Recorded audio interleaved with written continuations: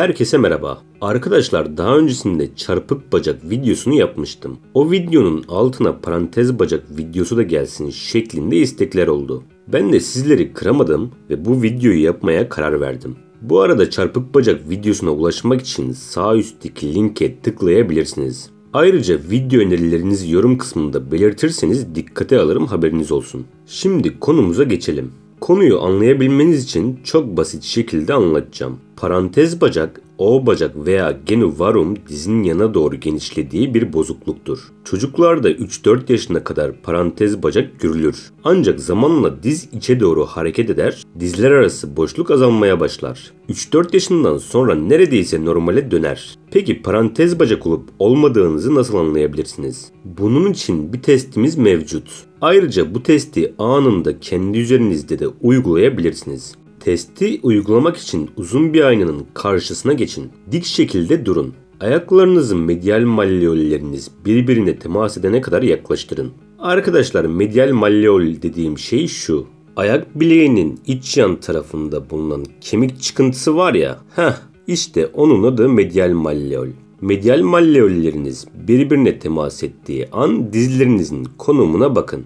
Dizlerinizin arasındaki mesafe 2 santimden fazlaysa parantez bacağı yani genu varum'a sahipsiniz diyebiliriz. Normalde medial malleollerinizin temas ettiği an dizlerinizin de temas etmesi gerekir. Peki dizler temas ettiği anda ayaklar arasında mesafe varsa bunun anlamı nedir? Bu durumda ise çarpık bacak var diyebiliriz. Arkadaşlar, parantez bacağın nedenlerine baktığımız zaman yapısal ve edinsel sebepler olmak üzere ikiye ayırabiliriz. Yapısal sebepler kemik enfeksiyonları, kemik tümörleri, yaralanmalar, Paget hastalığı, D vitamini eksikliğine bağlı olarak gelişen raşitizm, cücelik ve yine bir kemik hastalığı olan Blount hastalığıdır.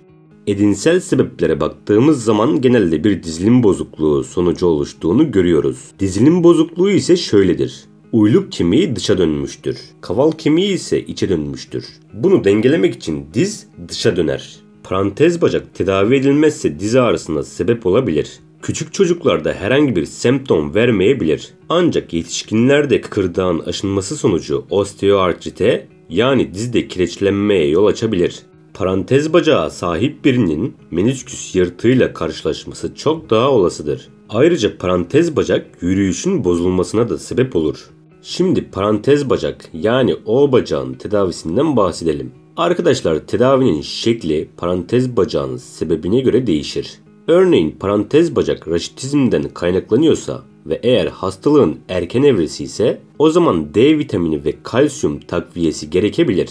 Bazen bu şekilde takviye almak durumu çözmek için yeterlidir. Daha ileri evre raşitizmde ameliyat gerekir. Genelde diğer yapısal sebepler için de ameliyat gerekir. Çünkü kemiğin şekli bozulmuştur. Yapılan en yaygın ameliyat türü yüksek tibial osteotomidir. Bu ameliyatta kaval kemiğinin bir kısmı kesilerek eğriliğin düzeltilmesi hedeflenir. Çok fazla ağrıya sebep olmayan vakalarda ise genelde fizik tedavi önerilir.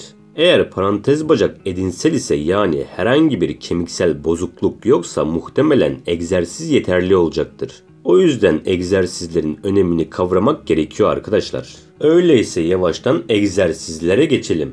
Şimdi arkadaşlar, parantez bacaklı birini değerlendirdiğimiz zaman kalça adduktörlerinin ve iç rotatörlerinin zayıf, kalça abduktörleri ve dış rotatörlerinin ise güçlü olduğunu görürüz. Zayıf kasları güçlendirip güçlenip kısalan kasları ise esnetmemiz gerekiyor. Ayrıca tibyanın dış rotasyonunda da kısıtlılık olacaktır. Bunu geliştirmek için de stratejilerimiz olacak. İlk egzersizimiz kapsül germe. Arkadaşlar, parantez bacağı sahipseniz dizleriniz dışa bakacaktır.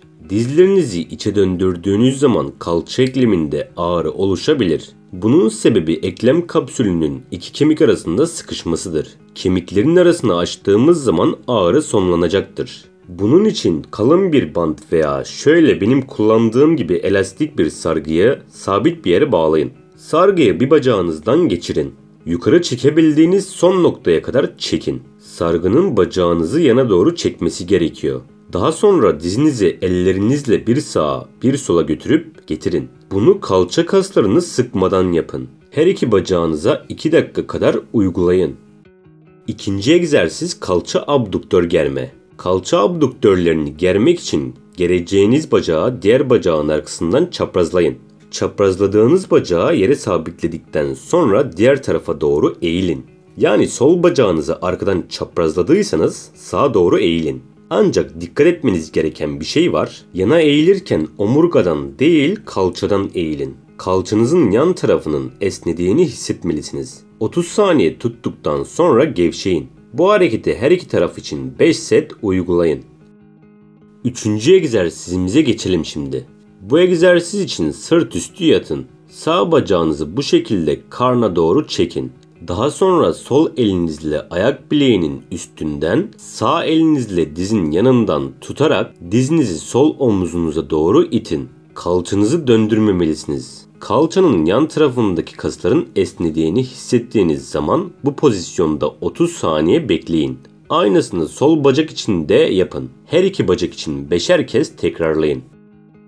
Dördüncü egzersizi de sırt üstü yapacağız. Sırt üstü yattıktan sonra her iki dizinizi hafif şekilde bükün. Sağ bacağınızla sol bacağınızı içe doğru döndürmeye çalışın. Bu noktada kalçanızın yan tarafının esnediğini hissetmelisiniz. 30 saniye bu şekilde tutun. Sonra diğer bacağa geçin ve her iki bacak için bu hareketi 5'er kez tekrarlayın. Yani bu hareketi hem sağ bacak için hem de sol bacak için 5 kez tekrarlayın. 5. egzersiz için yan şekilde yatın. Dizleriniz hafif şekilde bükülü olsun. Ön kolunuzdan destek alın, ayağınızı yerden kaldırabildiğiniz kadar kaldırın. Son noktada birkaç saniye tutun, sonra indirin. Ayağınızı kaldırırken dizinizi açmayın arkadaşlar. Dizler her zaman birbiriyle temasta olsun. Bir bacağınızla 10 tekrar yaptıktan sonra diğer bacağa geçin. Her iki bacak için 2 set 10 tekrar yapmanız yeterli. 6. egzersizimiz bir önceki egzersize benziyor. Bu egzersizi iç rotatörleri güçlendirmek için yapacağız. Öncelikle bir sandalyeye oturun. Ayağınıza bir adet şu şekilde pilates bandı geçirin. Pilates bandınız yoksa 1 kiloluk kum torbası da işinizi görecektir. Kum torbanız varsa ayak bileğinize bağlayarak kullanabilirsiniz. Ben hareketi bantla göstereceğim. Bandı ayak bileğinizi geçirdikten sonra bacağınızı yana doğru açın. Arkadaşlar yaptığımız şey ayağı döndürmek. Yani dizi herhangi bir şekilde hareket ettirmeyin, yana açmayın. Ayağınızı bir sarkaç gibi döndürün. Hareketi her iki bacağa 2 set 10 tekrar uygulayın. 7. egzersizi güçsüzleşen kalça adduktör kaslarını güçlendirmek için yapacağız. Adduktör kaslar kalçanın iç tarafında bulunan kaslardır. Ve bu kaslar dizi içe doğru çekerler. Bu kasları aktif hale getirmeliyiz. Yan şekilde yatın. Üstteki bacağınızı bükün ve ayağınızla yere basın. Alttaki bacağınızı bir miktar kaldırın. Çok fazla kaldırmayın. Aksi takdirde kalça adduktörleri çalışmayacaktır. 30 saniye kadar bu şekilde tutun ve bırakın. 30 saniye dinlendikten sonra hareketi tekrarlayın. Her iki bacağı 2'şer dakika çalışmanız gerek. 8. egzersiz de aynı şekilde kalça adduktörlerini güçlendirmek için. Bu egzersiz için bir adet yastık veya topa ihtiyacınız var. Yumuşak bir şey olması yeterli. Bir sandalyeye oturun. Yastığı dizlerinizin arasına yerleştirin. Her iki dizinizi birbirine doğru iterek yastığı bastırın. Yastığı bu şekilde 30 saniye sıktıktan sonra gevşeyin. Bunu 5 defa yapın. 9. egzersizi içe dönen kaval kemiğini dışa döndürmek için yapacağız. Kaval kemiği içe döndüğü zaman uyluk kemiği de dışa döner ve bu da parantez bacağı sebep olur. Yapacağımız egzersiz bunu düzeltebilir. Bir sandalyeye kalça ve diz 90 derece olacak şekilde oturun. Ayaklarınızı dış yanlara doğru açın. Son noktada birkaç saniye bekleyip başlangıç pozisyonuna geri dönün. Hareket sırasında dizinizin yana açılmaması için dizinizi tutabilirsiniz. Her iki bacak için 2 set 10 tekrar yapın. Evet, son egzersize geldik. Son egzersizimiz çalıştığımız bütün egzersizlerin bir kombinasyonu aslında. Esnettiğimiz ve güçlendirdiğimiz kaslara nasıl çalışmaları gerektiğini öğretmemiz gerek. Kaslara yeni ve olması gereken hareket paternini öğreteceğiz. Bunun için bir adet topu dizinizin arasına yerleştirin. Yerleştirdikten sonra ellerinizi öne doğru uzatın ve çömelmeye başlayın. Gövdenizi dik şekilde tutun. Topu sıkın ve dizlerinizi içe doğru döndürmeye çalışın. Yavaş ve kontrollü şekilde inebildiğiniz kadar inin. Topun düşmesine izin vermeden ayağa kalkın. Bu hareketi 3 set 5 tekrar şeklinde uygulayın. Arkadaşlar parantez bacak, O bacak veya genu varum.